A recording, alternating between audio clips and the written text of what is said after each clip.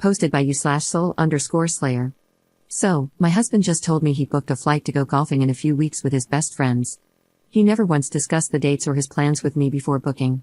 We have been together almost 21 years, married for 15 next week. My husband just spent 5 days away over Labor Day while I stayed behind with our 13-year-old.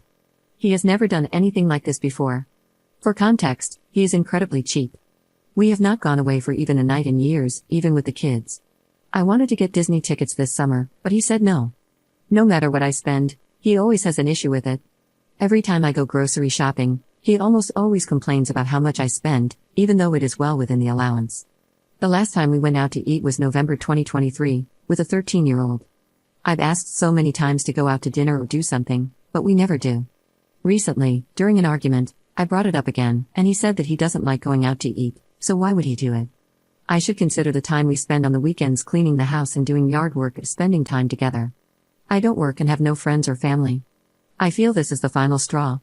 I feel neglected, and he says that's not it. He has an unhealthy relationship with money and is always stressing over it. We don't struggle and live comfortably, but he was laid off years ago, and it took him 9 months to find work.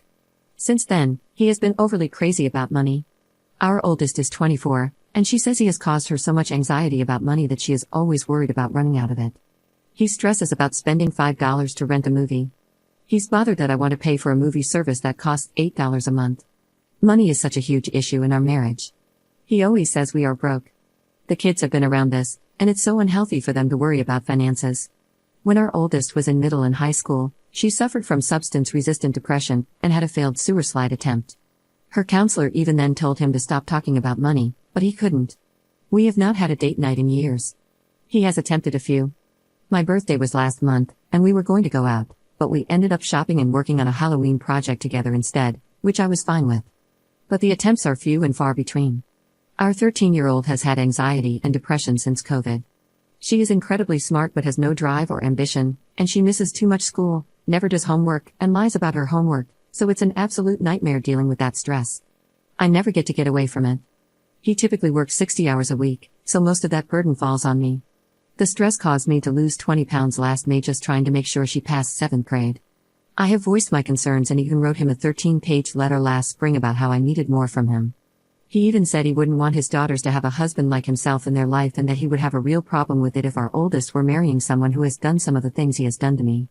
He is not physically abusive in any way but has said some hurtful things out of spite over the years that he knows were wrong. I feel like I need to show my girls a good example. How can I do that by staying married to him? He has continued to ignore most of my needs for quality time and a chance to check out once in a while. My heart is breaking into a million pieces right now. I just kicked him out, and I'm not sure I made the right decision. Commenter. Do you have any friends you can rely on? Is it possible for you to start working on getting a job so you can move out independently? Ops response. Unfortunately, I no longer work due to a disability. We moved to a different state 20 years ago. I had friends when I was working, but it's hard to maintain friendships when you have a debilitating illness and have to cancel plans. No one wants to hear about how bad you feel. We had many friends in our neighborhood, but we lost a few to cancer, a car accident, and a stroke. Others moved away. We still have a few people in our life, but not on a personal level, if that makes sense. Update 1 month later. My 45F husband, 47M, booked a vacation for himself behind my back after we had discussed the trip and decided to book it anyway, and he told me days after the fact that he had booked it. My husband ended up coming home to help with hurricane prep. He was supposed to only assist and stay that night, but as things got more serious, he stayed because I needed help preparing the house and yard for the storm. We then talked about evacuating and booked a hotel some 3 hours away, but as the storm shifted south, we decided to stay put. He stayed during and after the storm. We ended up doing a lot of talking, but he would not cancel the trip. I told him he should be begging for my forgiveness, but it seemed like I was the one fighting for this marriage. He had that trip 2 months ago where he went alone, had no responsibilities, and no one to look after, and he had a lot of fun. He just wanted to feel that way again. I told him if he didn't cancel the trip, the marriage was over. I told him he can't have his cake and eat it too. I would never be able to get away with doing something like this, nor would I try. I don't understand why this trip is so important.